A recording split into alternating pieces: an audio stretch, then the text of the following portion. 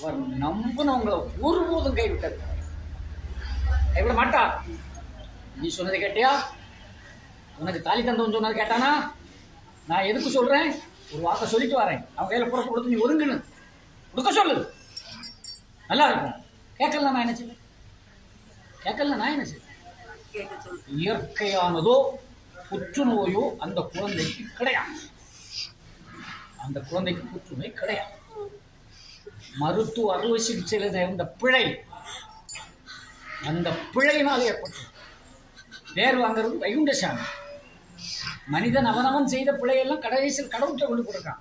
உங்கள்கிட்ட என்ன கேட்டு கடவுள் நடத்தினார்? ஏன் கடவுளை குறை சொல்றீங்க? எந்த கடவுளுக்கு கொடுத்து நிறைய போகுது, இல்லை எந்த கடவுளுக்கு கொடுக்காம குறைய போகுது? கடவுள் உங்ககிட்ட எதிர்பார்த்தா வாழ்றானா?